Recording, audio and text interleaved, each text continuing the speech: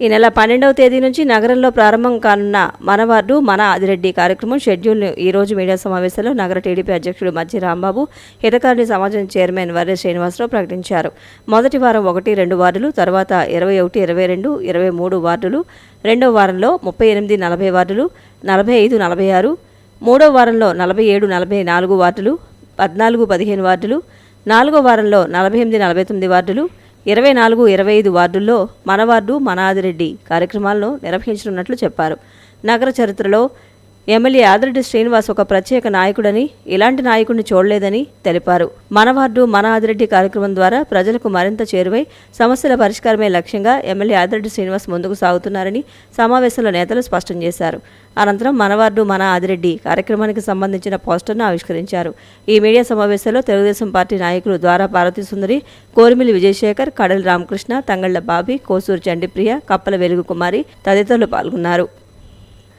రాజమహేంద్రవరంలోని 4వ డివిజన్ రాజేంద్ర నగర్లో 23 లక్షల వ్యయంతో ఆధునీకరించిన కమ్యూనిటీ హాల్ భవనాన్ని టీడీపీ రాష్ట్ర కార్యదర్శి, తణుకు పరిశీలకులు Nakka Chittibabu, chamber of commerce మాజీ అధ్యక్షులు దొండపాటి సత్యంబాబు, తెలుగు యువత రాష్ట్ర ప్రధాన కార్యదర్శి నక్కాదేవి వరప్రసాద్ తదితర టీడీపీ నాయకులు స్థానిక ప్రజలతో కలిసి సిటీ ఎమ్మెల్యే ఆదిరెడ్డి శ్రీనివాస్ ప్రారంభించారు. ఈ సందర్భంగా ఆయన మాట్లాడుతూ, గత ప్రభుత్వ హయాంలో కమ్యూనిటీ హాల్స్ను సచివాలయాలుగా మార్చడం వల్ల బలహీన వర్గాల ప్రజలు వివాహాలు, శుభకార్యాలు, సామాజిక కార్యక్రమాలు నిర్వహించుకునే అవకాశాలు కోల్పోయారన్నారు. కమ్యూనిటీ హాల్స్ నిర్మాణం వెనుక ప్రధాన ఉద్దేశ్యం పేద, మధ్యతరగతి కుటుంబాలకు తక్కువ ఖర్చుతో కార్యక్రమాలు నిర్వహించుకునే వేదిక కల్పించడమేనని తెలిపారు.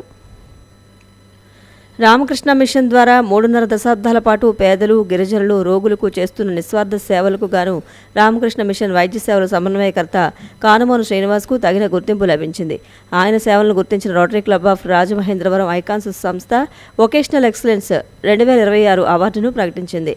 Rotary Club district governor doctor Y Kalyan Chakravarthi, district president Mandavelli Venkanbabu, charter president Teegala Raja, secretary P Raghunatharaju చేతుల మీదుగా ఈ అవార్డును అందుకున్నారు. ఈ సందర్భంగా శ్రీనివాస్ను రామకృష్ణ మఠం, రామకృష్ణ మిషన్ స్వామీజీలు, వైద్యులు, సిబ్బంది తదితరులు అభినందించారు. రాజమహేంద్రవరం రామకృష్ణ మిషన్ వైద్యశాల ఏజెన్సీలో గిరిజన సంచార వైద్యశాలల ద్వారా శ్రీనివాస్ పేద, గిరిజన రోగులకు వైద్య సేవలు అందించడంలో కీలక పాత్ర పోషిస్తున్నారు. అలాగే ఆయన రామకృష్ణ మఠం ద్వారా జరుగుతున్న వివిధ సామాజిక సేవా కార్యక్రమాల్లో కూడా చురుగ్గా పాలు పంచుకుంటున్నారు.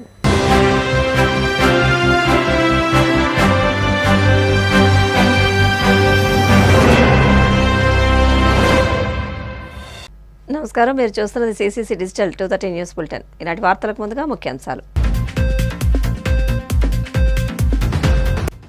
పాలకోడేరులో లబ్ధిదారులకు వృద్ధాప్య పెన్షన్లను పంపిణీ చేసిన డిప్యూటీ స్పీకర్ రఘురామ కృష్ణరాజు, పెన్షన్లను 4,000కు పెంచిన ఘనత సీఎం చంద్రబాబుకే దక్కుతుందని వ్యాఖ్య.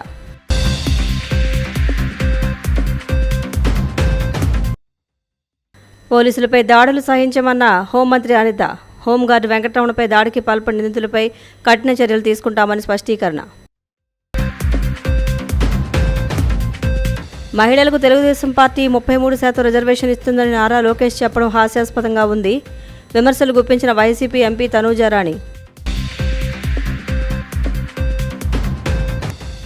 రైతు డిస్కం పేరుతో మిగతా డిస్కంలను ప్రైవేటీకరించేందుకు కుట్ర జరుగుతోందన్న కవిత, ఈ కుట్రను అడ్డుకునేందుకు సుప్రీంకోర్టు వరకు వెళతామని హెచ్చరిక. రాష్ట్రంలో పెన్షన్లను 4,000కు పెంచిన ఘనత ముఖ్యమంత్రి చంద్రబాబు నాయుడికే దక్కుతుందని డిప్యూటీ స్పీకర్ ఉండి ఎమ్మెల్యే రఘురామకృష్ణరాజు అన్నారు.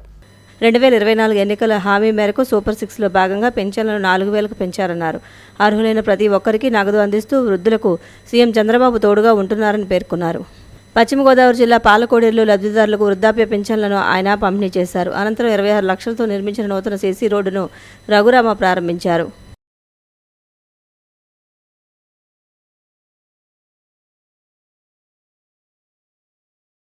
విధి నిర్వహణలో ఉన్న పోలీసుపై దాడి జరగడం దురదృష్టకరమని హోంమంత్రి వంగలపూడి అనిత వ్యాఖ్యానించారు. హోంగార్డ్ వెంకటరమణపై కొంతమంది కత్తితో దాడి చేశారని పేర్కొన్నారు. ఈ ఘటనలో వెంకటరమణకు గాయాలయ్యాయని చెప్పుకొచ్చారు. విశాఖ జిల్లా పరవాడ మండలం షీలానగర్ కిమ్స్ హాస్పిటల్లో చికిత్స పొందుతున్న హోంగార్డును హోంమంత్రి అనిత పరామర్శించారు. ఈ ఘటనకు పాల్పడిన నిందితులను అరెస్ట్ చేశామని, చట్టపరంగా కఠిన చర్యలు తీసుకుంటున్నామని అనిత చెప్పారు. ఇలాంటి సంఘటనలు జరిగేటప్పుడు పోలీసులు అప్రమత్తంగా ఉండాలని సూచించారు. నిన్న లంకెలపాలెం సర్కిల్ దగ్గర ఈ ఫార్మర్స్ అన్నీ కూడా క్లోజ్ అయిన తర్వాత 11:30 ఆ టైంలో బీట్ చేస్తున్న మా కానిస్టేబుల్ భాస్కర్ అండ్ మా హోంగార్డ్ వెంకటరమణ ఇద్దరు అక్కడ బీట్ చేస్తున్న సమయంలో అక్కడ ఒక ఇన్నోవా కార్ వచ్చి ఆగడం, అందులోని కొంతమంది సింగ్స్ వాళ్ళు కొంతమంది అక్కడ ఏదో మ్యారేజ్కి అటెండ్ అయ్యి బ్యాక్ వస్తున్న తరుణంలో ఇక్కడ ఉంచకూడదు వెహికల్ అన్నందుకు మధ్యలో ఉన్న వాగ్వివాదం వల్ల సడన్గా అందులోంచి ఒక 19-20 సంవత్సరాల కుర్రోడు సడన్గా అందులోంచి కత్తి తీసి దాడి చేయడం జరిగింది. డిపార్ట్మెంట్ వాళ్ళ మీద దాడి చేయడం జరిగింది. అందులోని మా వెంకటరమణ గారికి కొంచెం తీవ్ర గాయాలైనవి. వెంటనే మాకు భాస్కర్ గారు నెక్స్ట్ ఇమీడియట్గా మా డిపార్ట్మెంట్ వాళ్ళందరూ కూడా ఇమీడియట్గా రెస్పాండ్ అయ్యి అతన్ని హాస్పిటల్కి తీసుకురావడం, ఈరోజు అతను మన హ్యాపీగా ప్రాణాలతో ఉండడం, ఈరోజు డాక్టర్స్ కూడా మంచి పర్యవేక్షణలో మంచి వైద్యం అందిస్తున్నారు. వెంటనే ఇమీడియట్గా ఎవరైతే వాళ్ళు ఉన్నారో నిందితులు ఉన్నారో వాళ్ళందరినీ కూడా అరెస్ట్ చేయడం జరిగింది. వాళ్ళందరినీ కూడా ఇప్పుడు అనకాపల్లి పోలీస్ స్టేషన్ దగ్గర కూడా అరెస్ట్ చేయడం జరిగింది. ఇటువంటి సంఘటనలు జరిగేటప్పుడు నేను చాలా క్లియర్గా చెప్తున్నామండి, ఇటువంటి సంఘటనలు జరిగేటప్పుడు పోలీస్ కూడా అప్రమత్తంగా ఉండాల్సిన అవసరం. అట్ ద సేమ్ టైం పోలీసుల మీద దాడి జరుగుతున్న నేపథ్యాలు కూడా ఇలాంటివి పునరావృతం కాకూడదు. దానికి సంబంధించి కూడా మేము పటిష్టమైన చర్యలు తీసుకుంటాం. ఎందుకంటే నైట్ అయ్యేసరికి కాపలా కాసే బాధ్యత వాళ్ళకు ఉంది. ఆ బాధ్యత కలిగిన పోలీస్ డిపార్ట్మెంట్ వాళ్ళు చేస్తున్న సమయంలోనూ కూడా ఇటువంటి దాడులు జరగడం అనేది నిజంగా దురదృష్టకరం. ఇటువంటి సంఘటనలు జరగకుండా చూసుకునే బాధ్యత మేము తీసుకుంటాం. అలాగే పబ్లిక్ దగ్గర నుంచి కూడా సపోర్ట్ కావాలని నేను మనస్ఫూర్తిగా కోరుకుంటున్నాను. మహిళా రిజర్వేషన్ బిల్లుకు మద్దతుగా 2023లోనే జగన్ అసెంబ్లీలో తీర్మానం చేసి కేంద్రానికి పంపారని, అంతేకాకుండా 2019-24 మధ్య మహిళలకు 50% రిజర్వేషన్లు అమలు చేసి చూపించారని, కానీ రాబోయే రోజుల్లో స్థానిక సంస్థల ఎన్నికల్లో మహిళలకు తెలుగుదేశం పార్టీ 33% రిజర్వేషన్ ఇస్తుందని నారా లోకేష్ చెప్పడం హాస్యాస్పదంగా ఉందని వైసీపీ ఎంపీ తనూజారాణి అన్నారు. పార్లమెంట్లో మహిళా రిజర్వేషన్ బిల్లు ప్రవేశపెట్టినప్పుడు కూడా సభలో ఎన్డీఏ పక్షాన బిల్లుకు మద్దతుగా ఉన్నట్టు నటించారని, కానీ సాయంత్రానికి కాంగ్రెస్ సీఎం రేవంత్ రెడ్డి గూటికి చేరిపోయారని విమర్శించారు. ఇది తెలుగుదేశం పార్టీకి మహిళా రిజర్వేషన్ పట్ల ఉన్న చిత్తశుద్ధి అంటూ ధ్వజమెత్తారు. మొన్న జరిగిన మహానాడులోని లోకేష్ గారు కేంద్రంలో 33% రిజర్వేషన్ మహిళలకి, ఎమ్మెల్యేలకి, ఎంపీలకి ఇచ్చినా ఇవ్వకపోయినా కానీ ఈసారి తెలుగుదేశం పార్టీ ఖచ్చితంగా మహిళలకు 33% రిజర్వేషన్ ఇస్తామని చెప్పారు. అయితే ఆయన మాటలు రాష్ట్రంలో మహిళలెవ్వరూ నమ్మలేని విధంగా ఈరోజు ఉంది. ఎందుకు ఈ మాట చెప్తున్నానంటే, సాక్షాత్తు పార్లమెంటు సాక్షిగా ఈరోజు మహానాడులో ఎవరైతే మహిళలు నిలబడి జగనన్న గురించి మాట్లాడారో ఆ మహిళలందరూ కూడా 33% రిజర్వేషన్ అనగానే పార్లమెంట్ గ్యాలరీకి వచ్చేసారు. 30 మందికి పైగా టీడీపీ మహిళలు కలుపుగట్టుగా వచ్చి మహిళా రిజర్వేషన్ బిల్లు ఎత్తేశారు. ఈ విషయాన్ని నేను ఎందుకు ఈ విధంగా చెప్తున్నానంటే, ఆ రోజు టీడీపీ బీజేపీతో అలయన్స్ ఉందని చెప్పి మనందరికీ తెలిసిందే. పొద్దున రిజర్వేషన్ బిల్లు, మహిళా రిజర్వేషన్ బిల్లు ఇలా ఇంట్రడ్యూస్ చేస్తున్నారు, దాని మీద డిస్కషన్ జరుగుతుంది అంటే ఇక్కడ నుండి ఆంధ్రప్రదేశ్ నుండి మహిళలందరూ కూడా కట్టగట్టుకొని వచ్చారు. అయితే ఉమెన్ ని సపోర్ట్ చేయడానికి ఇంతమంది వచ్చారేమో అనేసి అనుకున్నాం మేమందరూ. కానీ సాయంత్రం అయ్యేసరికి తెలంగాణ చీఫ్ మినిస్టర్ డిన్నర్ కి పిలిచారు, పార్టీ ఇస్తున్నారు అనేసరికి మహిళలందరూ అక్కడికి వెళ్ళిపోయారు. అంటే తెలుగుదేశం పార్టీ నోటితో మాత్రం బిల్లుని సపోర్ట్ చేస్తుంది, చేతల్లో మాత్రం కాంగ్రెస్ తో కలిసిపోయిందని స్పష్టంగా తెలుస్తుంది. అయితే ఈరోజు ఎమ్మెల్యేలని, ఎంపీలకి 33% రిజర్వేషన్ ఇస్తారో లేదో, కానీ రానున్న రోజుల్లో స్థానిక ఎలక్షన్ లో ఇస్తుందో లేదో మనందరం వేచి చూడాల్సిందే. ఈ రోజు వైఎస్ఆర్ కాంగ్రెస్ పార్టీ మహిళలందరూ కూడా మనం ఇంత చక్కగా ఈ సమావేశానికి రావడం, నిజంగా నేను ఇది ఫస్ట్ టైం చూడడం, ఇలా అందరూ కలిసికట్టుగా ఉండడం నాకు నిజంగా చాలా సంతోషంగా ఉంది. ఇంతకు ముందు చాలా మీటింగ్స్ కి నేను వచ్చాను, కానీ ఈ రోజు మాత్రం చాలా కలర్ఫుల్ గా ఉంది. అయితే ఈ 50% రిజర్వేషన్ అన్నది 2011లోనే బిల్ పాస్ అయినప్పటికీ 2014 నుండి 19 వరకు తెలుగుదేశం పార్టీ అధికారంలో ఉన్నా కూడా దాన్ని ఇంప్లిమెంట్ చేయలేక ఫెయిల్యూర్ అయ్యారు. అయితే జగన్మోహన్ రెడ్డి గారు అధికారంలోకి వచ్చిన తర్వాత first time in the history of Andhra Pradesh ఒక ఎస్సీ మహిళకు కేబినెట్ స్థానం అందించి హోమ్ మినిస్టర్ చేశారు. First time in the history of Andhra Pradesh ఒక ఎస్టీ మహిళకు డిప్యూటీ సీఎం ని చేశారు. First time in the history of Andhra Pradesh శాసన మండలిలో ఒక వైస్ చైర్పర్సన్ ని ముస్లిం మహిళకు వైస్ చైర్పర్సన్ గా అవకాశం కలిగించారు. అదే విధంగా మరి స్థానిక ఎన్నికల్లో కావచ్చు, నామినేటెడ్ పదవుల్లో కానివ్వచ్చు, కాంట్రాక్ట్ సర్వీసుల్లో కానివ్వచ్చు, మహిళలకు పెద్దపీఠం వేశారు. ఈ రోజు అదే విధంగా జగనన్న అధికారంలోకి వచ్చిన తర్వాత వాలంటీర్ పోస్టుల్లో కూడా దాదాపు 57 నుండి 60% మహిళలకే అవకాశం కలిగించారు. అయితే ఈ రోజు తండ్రి ముఖ్యమంత్రిగా ఉన్న తనయుడు మంత్రిగా ఉన్నా కూడా కేవలం 33% అని చెప్పడం జరిగింది. జగనన్న 50% రిజర్వేషన్ ఇస్తాము అన్నప్పుడు ఈ తల్లిదండ్రులు ఇద్దరు పడుకున్నారా అని చెప్పి, లేకపోతే ఎక్కడైనా దాక్కున్నారా అని చెప్పి ఈ సందర్భంగా ప్రశ్నిస్తున్నాను. ఈ రోజు జగనన్న 50% ఇచ్చిన తర్వాత మేల్కొని మేము 33% రిజర్వేషన్ ఇస్తాము అని చెప్పడం జరిగింది. ఒక్కసారి మీ చరిత్ర మీరు చూసుకుంటే మీ వ్యాఖ్యల్లో ఆడపిల్లగా ఎవరైనా పుడతారా అన్న చెప్పిన వ్యాఖ్యలు కూడా మీరు గుర్తు చేసుకోవాలని చెప్పి ఈ సందర్భంగా తెలియజేస్తున్నాను. అట్లాంటి రెస్పెక్ట్ ఒక ఉమెన్ కి ఇచ్చి ఈ రోజు ఉమెన్ కి పెద్దపీట వేస్తాము, గౌరవం ఇస్తాము, ఈక్వల్ ఇంపార్టెన్స్ ఇస్తాము అని చెప్తే రాష్ట్రంలో వినడానికి ఎవ్వరూ లేరని చెప్పి ఈ సందర్భంగా తెలియజేస్తున్నాను. అదే విధంగా మరి ఇవన్నీ చెప్పిన మాటలన్నీ కూడా రాష్ట్రంలో ఎన్డీఏ కూటమి ప్రభుత్వం రాష్ట్ర అభివృద్ధి, పేద ప్రజల సంక్షేమం రెండు కళ్లుగా భావిస్తూ రానున్న కాలంలో ఏపీని అగ్రభాగంలో నిలబెట్టడమే ముఖ్యమంత్రి చంద్రబాబు లక్ష్యమని టీడీపీ భీమవరం నియోజకవర్గ ఇన్ఛార్జ్ తోట సీతారామలక్ష్మి అన్నారు. ఎన్టీఆర్ భరోసా పెన్షన్ల పంపిణీ కార్యక్రమంలో భాగంగా భీమవరం పట్టణం గునుపూడి నల్లంవారి తోటలో తోట సీతారామలక్ష్మి అధికారులు టీడీపీ నాయకులతో కలిసి ఇంటింటికి వెళ్లి పెన్షన్ల పంపిణీ చేశారు. ఈ సందర్భంగా టీడీపీ రాష్ట్ర మాజీ కోశాధికారి మెంటే పార్థసారథి మాట్లాడుతూ వితంతువులకు జూన్ 3వ వారం నుండి దరఖాస్తులు స్వీకరించుటకు కూటమి ప్రభుత్వం కసరత్తు చేస్తోందని, త్వరలోనే వితంతువులకు పెన్షన్లు మంజూరు అవుతాయన్నారు.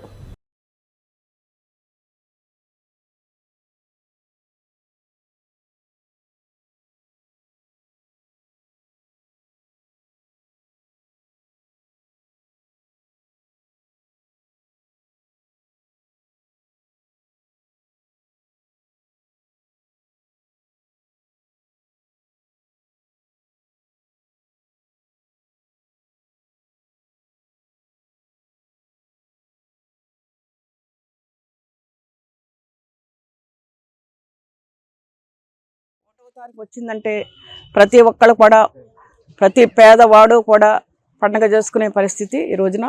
ఏదైనా సరే ప్రతిదీ కూడా చంద్రబాబు మన జాతీయ అధ్యక్షులు గౌరవ ముఖ్యమంత్రి చంద్రబాబు నాయుడు గారు కానీ, కూటమి ప్రభుత్వం కానీ ఈ రోజున ఈ కార్యక్రమం సచివాలయం ద్వారా దాదాపు 6ంటిగా మొదలుపెట్టి ప్రతి ఇంటింటికి వెళ్ళి వాళ్ళు లేపి మరి ఈ పెన్షన్ల కార్యక్రమం ఏమిటో మనందరికీ తెలుసు రాష్ట్రంలో.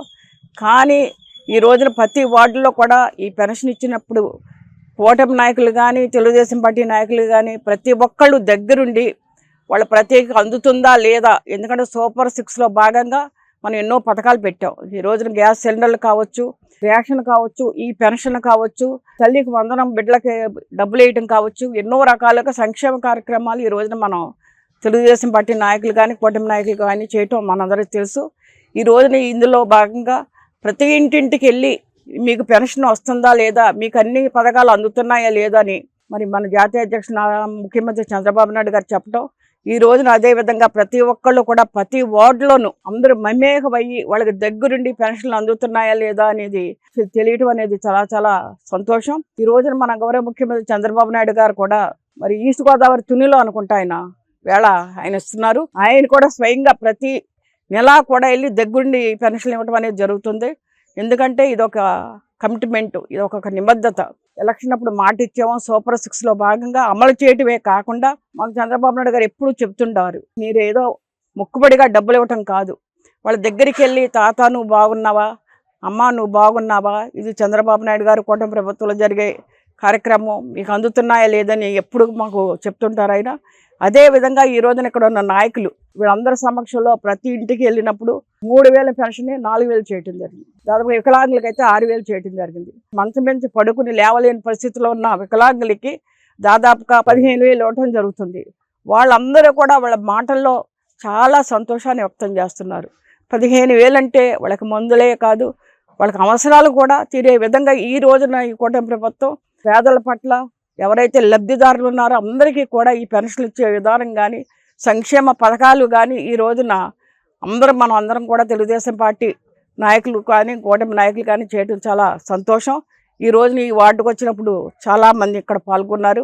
మనందరం దాదాపు ఇప్పటికే మన రాష్ట్రంలో దాదాపు 65 లక్షల మందికి పెన్షన్లు ఇవ్వడం జరుగుతుంది ప్రతి నెల కూడా. కానీ మళ్ళీ మనం 2 సంవత్సరాల నుంచి అధికారంలోకి వచ్చాక మేము కూడా ప్రతిపక్షంలో 5 సంవత్సరాలు ఉన్నప్పుడు ప్రతి ఇంటింటికి వెళ్ళి ఎన్నో కార్యక్రమాలు చేసాం మేము. అందులో భాగంగా చాలామంది చెప్పడం జరిగింది, దాదాపు ఉన్న పెన్షన్లే కరెంటు ఎక్కువైందని, వాళ్ళకి ఏదో వాళ్ళ కొడుకు కారు ఉందని, లేకపోతే వాళ్ళ కొడుకు ఇల్లు ఉందని ఎన్నో పెన్షన్లు తీసేసిన విధానం ఉంది. కానీ ఈ 2 సంవత్సరాల కాలంగా అవన్నీ కూడా సరిచేయటమే కాకుండా కొత్త పెన్షన్లు మళ్ళీ చాలా, వీడో పెన్షన్ కావచ్చు, వికలాంగుల పెన్షన్ కావచ్చు, వృద్ధాప్య పెన్షన్ కావచ్చు. ఎందుకంటే ప్రతి శుక్రవారం ఒక గ్రీవెన్స్ సెల్ని ప్రజావేదిక ప్రతి ఇన్ఛార్జి కానీ ఎమ్మెల్యే కానీ కూటమి ప్రభుత్వం మేము చేయటం జరుగుతుంది. చాలామంది పెన్షన్లు కానీ ఎందుకంటే గతంలో కూడా ఇళ్ల స్థలాలు పెట్టుకుని వాళ్ళకి ఒక పేపర్ ఇచ్చారే కానీ ఎక్కడ సైట్ చూపించలేదు. అవన్నీ కూడా ఇప్పుడు ఈ గ్రీవెన్స్ సెల్లో మేము తీసుకుంటాం జరుగుతుంది.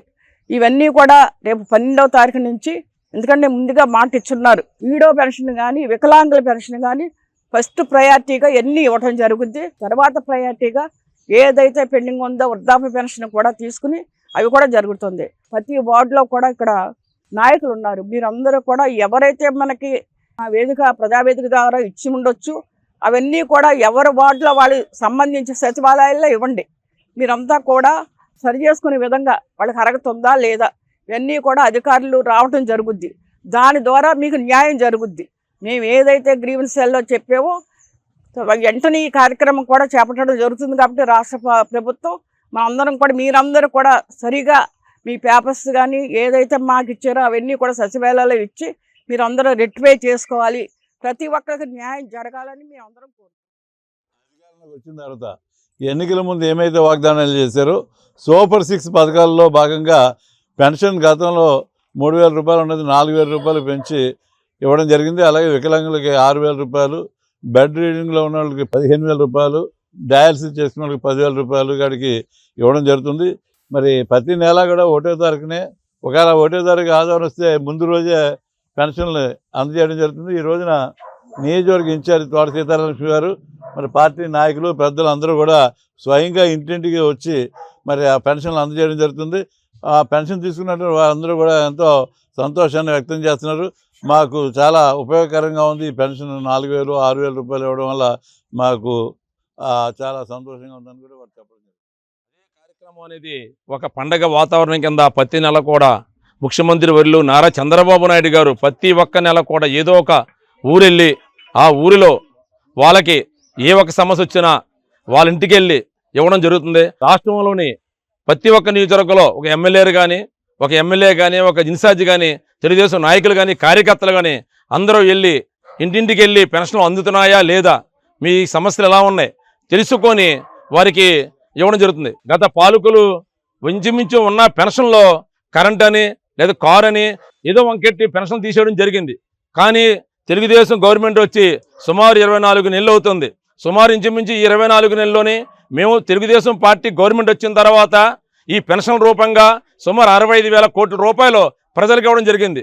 ఏ రకంగా ఒక 3,000 కానీ, ఒక 4,000 కానీ, 4,000 కానీ, 6,000 కానీ, 15,000 కానీ పాత పెన్షన్లో కొత్తగా పెంచుకుంటూ ఇవ్వడం జరిగింది. ఎక్కడా కూడా ఒక పెన్షన్ అనేది తీయకుండా ఏ ఒక్క సమస్య ఉన్నా సరే సమస్యను పరిష్కరించి అందరూ కూడా ఇవ్వడం జరిగింది. మన ముఖ్యమంత్రి నారా చంద్రబాబు నాయుడు గారు, అలాగే ఉప ముఖ్యమంత్రి పవన్ కళ్యాణ్ గారు, విద్యాశాఖ మంత్రి నారా లోకేష్ గారు కొత్తగా ఉన్న పెన్షన్లు కూడా సుమారు 1,50,000 పెన్షన్లో రేపు జూన్ 12 కల్లా, అంటే 2 సంవత్సరాలు పూర్తవుతున్న సందర్భంగా ఎన్నోదే పెన్షన్ తీసారో, ఎన్ని పెన్షన్లు కొత్త ఇవ్వాలో వాళ్ళందరూ కూడా ఐడెంటిఫై చేసి వాళ్ళందరూ కూడా ఈ యొక్క మన కూటమి గవర్నమెంట్ ఈ 1,50,000 పెన్షన్లు కూడా ఇవ్వడానికే రెడీగా ఉందని సీతామహాలక్ష్మి గారి ఆధ్వర్యంలో తెలియడం జరిగింది. ఏ ఒక్క ఇంట్లో ఇబ్బంది ఉన్నా సరే చంద్రబాబు నాయుడు గారు, పవన్ కళ్యాణ్ గారు, అలాగే లోకేష్ గారు స్పందించి ఆ సమస్యను రాష్ట్రం ఎంత ఆర్థిక ఇబ్బంది ఉన్నా సరే ముందు సీఎం రిలీఫ్ ఫండ్ కానీ ఏ ఒక్క పెన్షన్ కానీ తీయకుండా అందరూ కూడా ఏర్పాటు చేయడం ఉన్నది ఈ మా కూటమికి ఎంతో ఆనందం అని, కార్యకర్తలాగా ఉత్సాహంగా ముందు పనిచేస్తామని తెలియజేస్తాం. ప్రజలందరూ ఎదురొచ్చి ఒకటే చెప్తున్నారు, ఈ 2 సంవత్సరాల కాలం పాటు కూడా చాలా మనశ్శాంతిగా ఉందండి. నిజంగా అంతకు ముందు వైఎస్ఆర్ పార్టీ అధికారంలో ఉన్నప్పుడు వాలంటీర్లు వస్తుంటే భయం వేసేసేది మాకు. ఎందుకంటే తెల్లారిపోద్దున కార్డు తీసేస్తారా, పెన్షన్ తీసేస్తారా అనేది. ఇప్పుడు నిజంగా చెప్పాలంటే తెల్లారిపోద్దున మాకు నిజంగా 1వ తారీఖు వచ్చేటప్పటికి మాకు పెన్షన్ వస్తుంటే మేము పండగ చేసుకుంటున్నాం.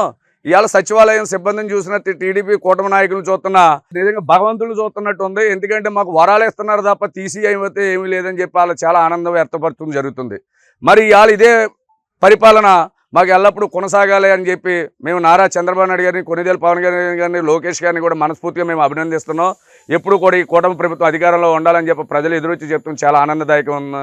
అదే ప్రతి నెల కూడా పార్టీ నాయకుల్ని, కార్యకర్తల్ని, కూటమి నాయకుల్ని కూడా ఒక సేవకులుగా పనిచేయమని చెప్పి నారా చంద్రబాబు నాయుడు గారు అప్పచెప్పిన కార్యక్రమాన్ని భీమవరం పట్టణంలో మరి క్రమం తప్పకుండా ఇన్ఛార్జి తోట సీతారామలక్ష్మి గారి నాయకత్వంలో మరి దిగ్విజయంగా పూర్తి చేస్తున్నాం. ఇదే రకంగా ముందుకెళ్ళి అభివృద్ధి బాటలో మరి మా సాయశీతల కృషి చేస్తాం. చంద్రబాబు నాయుడు గారు వచ్చాక 15,000 వస్తున్నాయండి. మాకు అన్ని బాగానే అనిపించినాయి, అంతా బాగుంది.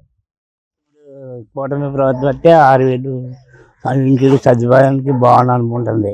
వ్యాపారం అన్ని ఆర్థిక సహాయం బాగానే ఉంది. ఎన్నికల కమిషన్ అధికారికంగా నిర్వహిస్తున్న స్పెషల్ ఇంటెన్సివ్ రివిజన్ ప్రక్రియపై వైసీపీ ఉంగుటూరు నియోజకవర్గ బూత్ స్థాయి ఏజెంట్లు, నాయకులు అప్రమత్తంగా ఉండాలని పార్టీ నేతలు పిలుపునిచ్చారు. ఏలూరు జిల్లా గణపవరం కేవీపీ హాల్లో ఉంగుటూరు నియోజకవర్గంలోని 4 మండలాల బిఎల్ఏలు, పార్టీ ముఖ్య నాయకులు, కార్యకర్తలకు ఎస్ఏఆర్పై అవగాహన కార్యక్రమం జరిగింది. ఉంగుటూరు పార్టీ ఇన్ఛార్జ్ మాజీ ఎమ్మెల్యే ఉప్పాల వాసుబాబు, వంకా రవీంద్రనాథ్, దూలం నాగేశ్వరరావులు మాట్లాడుతూ ఎస్ఐఆర్ కార్యక్రమాన్ని అడ్డం పెట్టుకుని వైసీపీ సానుభూతిపరులు, మద్దతుదారులు, అభిమానుల ఓట్ల తొలగింపులకు సీఎం చంద్రబాబు కుట్రలు చేస్తున్నారని, ఆ కుట్రలు సమర్థవంతంగా తిప్పికొట్టాలని పిలుపునిచ్చారు. స్థానిక ఎన్నికలు వస్తామని పంచాయతీ మొన్న అయిపోయిన టైం మీకు తెలుసు. లాస్ట్ మంత్ లో పంచాయతీ ఎన్నికలు అయిపోయినాయి. ప్రభుత్వంలో ఎలక్షన్ పెట్టలా. కారణం ఏంటంటే ఈ ఏరివేతలన్నీ చేసి వాళ్ళకి కావాల్సిన ఓట్లు ఉంచుకుని మళ్ళాంటి ఓట్లనే మాకు వ్యతిరేకంగా వాళ్ళ ఓట్లన్నీ ఎక్కువ తొలగించేసి ఎక్కువ స్థానాలు సంపాదించడం కోసం ఈ ఏరివేత కార్యక్రమం అయిపోయిన తర్వాత చేద్దారు ఉద్దేశంతో ఏదో ఎన్నికలు పెట్టకంటే స్పెషల్ ఆఫీసర్లు వేసింది. రేపు పొద్దున మళ్ళీ ఎంపీటీసీల పదవికాలం ఆగస్టు సెప్టెంబర్లో ఎంపీటీసీల పదవికాలం అయిపోతుంది. ఎంపీపీలు జెడ్పీటీసీలు అయిపోతాయి. దాని కూడా వాళ్ళకి నెలకి ఎంటేస్తారు, జనవరి దాకా ఎంటేస్తారు. ఫిబ్రవరి జనవరి నాడుకో లేకపోతే డిసెంబర్ నాడు కొత్త ఓటర్ లిస్ట్ తయారవుతుంది ఫ్రెష్గా. లాస్ట్ ఒకసారి మనం కొంచెం కిందకి వెళ్ళాలి. అంటే మొన్న ఎలక్షన్లు జరిగినాయి, 2 నెలల కింద ఎలక్షన్లు జరిగినాయి. తమిళనాడు, మళ్ళీ వెస్ట్ బెంగాల్, అస్సాం, ఇంకా 2-3 పుదుచ్చేరి, చిన్న స్టేట్లు. వెస్ట్ బెంగాల్లో మమతా బెనర్జీ అక్కడ 2-3 ట్రిప్పుల నుంచి ఆవిడ ముఖ్యమంత్రిగా ఉండడం జరిగింది. అక్కడ ఏదైనా బాగా వేయాలని చెప్పి ఈరోజు ఈ సర్నే పేరు చెప్పి సుమారు 92 లక్షల ఓట్లు అక్కడ తొలగించడం జరిగింది. 92 లక్షల ఓట్లు. తర్వాత వాళ్ళన్నీ సబ్మిట్ చేశారు, కాగితాలన్నీ ఇచ్చి. అంటే కావాల్సినటువంటి నా ఓటు ఉంది, నా తండ్రి ఓటు ఉంది, పిల్లలకి తీశారు. సపోజ్ ఆ ఓట్లకు సంబంధించినటువంటి కాగితాలన్నీ ఇచ్చిన సుమారు 25 లక్షల మంది ఓట్లు తిరిగి జాయిన్ చేయడం కోసం సబ్మిట్ చేస్తే కనీసం ఒక ఓటు కూడా జాయిన్ చేయలేదు. ఆవిడ ఓడిపోయింది కేవలం 15 లక్షల ఓట్ల తేడాతో ఓడిపోయింది. మొత్తం పదవి ముఖ్యమంత్రి పీఠం చెదిరిపోయింది కేవలం 15 లక్షల ఓట్ల తేడాలో. లేపేసింది 92 లక్షల ఓట్లు. జాయిన్ అవ్వకుండా చేసిందేమో 25 లక్షల ఓట్లు. ఓడిపోయింది 15 లక్షల ఓట్లు డిఫరెన్స్ లో ఓడిపోయింది. ఇది సర్ అంటే. ఆ మొహమాటాలు ఉంటే కనుక మన బిఎల్ఓతో అనుసంధానంగా ప్రతి ఇంటింటికి తిరగాలి. ప్రతి ఇంటింటికి తిరిగేటప్పుడు ఓటు నమోదు కార్యక్రమం చూసుకునేటప్పుడు లేదు ఓటర్ లేదు, దీని ఓటు ఇక్కడ లేదు, చనిపోయారు అనుకున్నప్పుడు చాలా జాగ్రత్త వహించాలి. దానికి తోడుగా ఒక బిఎల్ఏలదే బాధ్యత కాదు, ఆ బూత్ లో ఉన్నటువంటి కార్యకర్తలు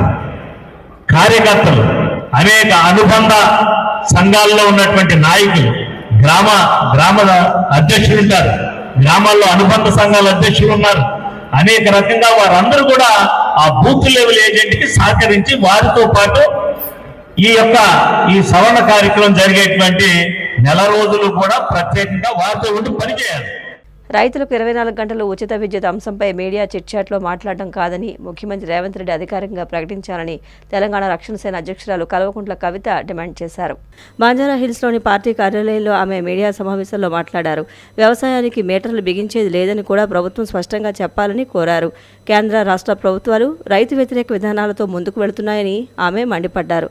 రాష్ట్రంలో కొత్తగా రైతు డిస్కం ఏర్పాటు చేయడం వెనుక పెద్ద కుట్ర దాగి ఉందని ఆరోపించారు. ఈ పేరుతో మిగిలిన 2 డిస్కంలను ప్రైవేటు పరం చేసేందుకు ప్రభుత్వం ప్రయత్నిస్తోందని విమర్శించారు. ఎవరు కూడా ప్రజలతో ప్రత్యక్షంగా మాట్లాడలేదు.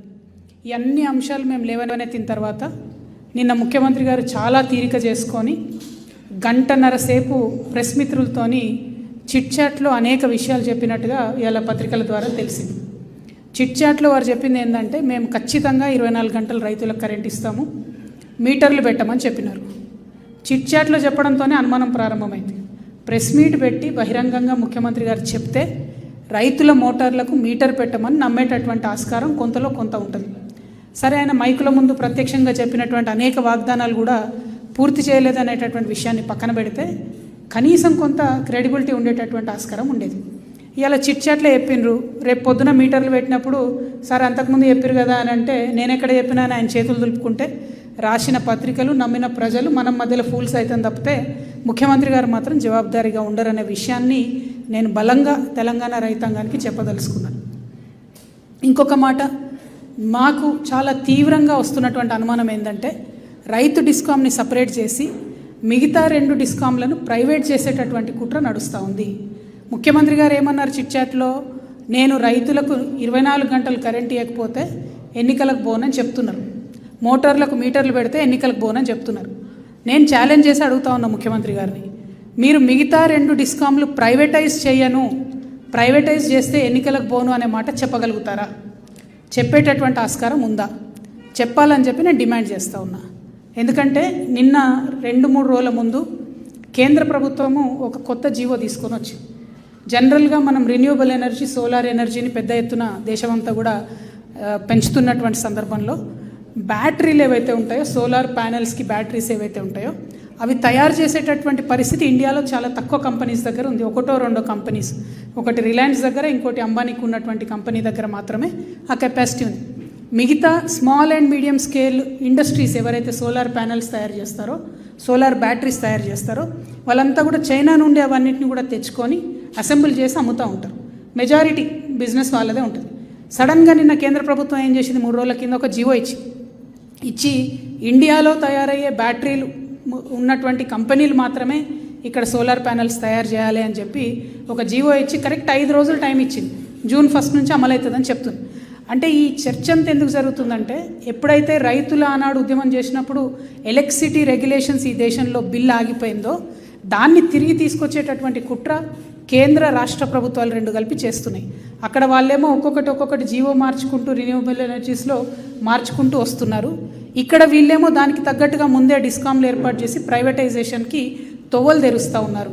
ఈ విషయాన్ని ప్రజలకు చెప్పడం ఒక బాధ్యత గల ప్రతిపక్షంగా నా బాధ్యత కాబట్టి నేను చెప్తా ఉన్నాను. అంతేకాదు, నేను బలంగా నమ్ముతున్న రైతు డిస్కామ్ వల్ల తెలంగాణ రైతాంగానికి నష్టం కాబట్టి మేము తెలంగాణ జాగృతి ఒక ఎన్జిఓ తరఫున నిన్న కోర్టులో కేసు కూడా ఫైల్ చేయడం జరిగింది.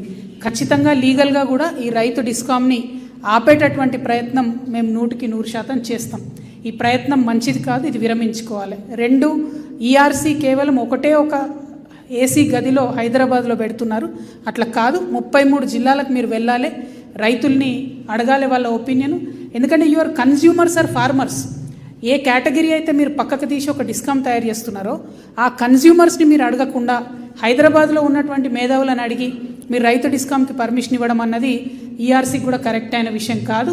ఈఆర్సీ ఒకవేళ పర్మిషన్ ఇచ్చినా we will go up to the Supreme Court to stop this రైతు డిస్కామ్. ఎందుకంటే ఇది ఎట్టి పరిస్థితుల్లో కూడా మనకు ఉపయోగం లేదు. ఇంకొక మాట, ఎందుకు మరి ముఖ్యమంత్రి గారు ఇంత బలంగా చెప్తున్నా మీరు నమ్మడం లేదంటే, చేదు అనుభవాలు ఉన్నాయి. ఏం చేసిండ్రు, బోనస్ ఇస్తామని చెప్పిండ్రు, యాసంగికి బోనస్ కంప్లీట్గా ఎగబెడుతున్నారు. ఇట్లా 1 కాదు 2 కాదు అనేక విషయాలు ఉన్నాయి. తెలంగాణ రక్షణ సమితి నుండి మేము పాలమూరు మీద మాట్లాడంగానే గట్టిగా ప్రభుత్వంలో కదలిక వచ్చింది. ముఖ్యమంత్రి గారు పాలమూరుకి వెళ్ళి రివ్యూ చేస్తారని చెప్తున్నారు. మేము మళ్ళొకసారి గుర్తు చేస్తున్నాం, మీరు పాలమూరులో కుమ్మెర అనే గ్రామానికి పోతున్నారని తెలిసింది మాకు. ఎట్లా అయితే ఈ చిన్న బాబును మీరు ఇబ్బంది పెట్టినరో అక్కడ కూడా ఒక 2 నెలల పసికందు చనిపోయిండు, కుల వివక్ష ద్వారా చంపబడ్డాడు. కాబట్టి ముఖ్యమంత్రి గారు ఖచ్చితంగా కుమ్మెర పోతే ఆ కుటుంబాన్ని పరామర్శించాలి, వారికి న్యాయం చేయాలి. పాలమూరు రంగారెడ్డి మేము ఏదైతే దసరా లోపల డెడ్లైన్ పెట్టినామో లక్ష్మీదేవిపల్లె ప్రాజెక్టు ఇనాగ్రేషన్ ప్రభుత్వం చేయాలి. చేయకపోతే దసరా తెల్లారి నుంచి మా పాదయాత్ర ఉంటుంది, తీవ్రమైనటువంటి ప్రతిఘటన కూడా ఉంటుందని ఈ సందర్భంగా తెలియజేస్తూ మళ్ళీ ఒకసారి ముఖ్యమంత్రి గారిని నేను సవాల్ చేస్తూ ఉన్నాను. మీరు రైతు డిస్కామ్ పక్కకు జరిపిన తర్వాత మిగతా 2 డిస్కామ్లను ప్రైవేటైజ్ చేయను, ప్రైవేటైజ్ చేస్తే ఎన్నికలకు వెళ్ళను అని చెప్పగలరా? అది కూడా ప్రెస్ మీట్ పెట్టి చెప్పగలరా, చిట్ చాట్లలో కాదు. Thank you. జై తెలంగాణ, జై టీఆర్ఎస్. వార్తలు ముగించే ముందు ముఖ్యాంశాలు మరొకసారి. పాలకోడేరులో లబ్ధిదారులకు వృద్ధాప్య పెన్షన్లను పంపిణీ చేసిన డిప్యూటీ స్పీకర్ రఘురామ కృష్ణరాజు పెన్షన్లను 4,000కు పెంచిన ఘనత సీఎం చంద్రబాబుకే దక్కుతుందని వ్యాఖ్య.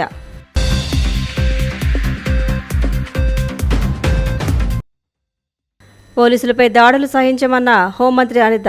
హోంగార్డు వెంకటరమణపై దాడికి పాల్పడిన నిందితులపై కఠిన చర్యలు తీసుకుంటామని స్పష్టీకరణ.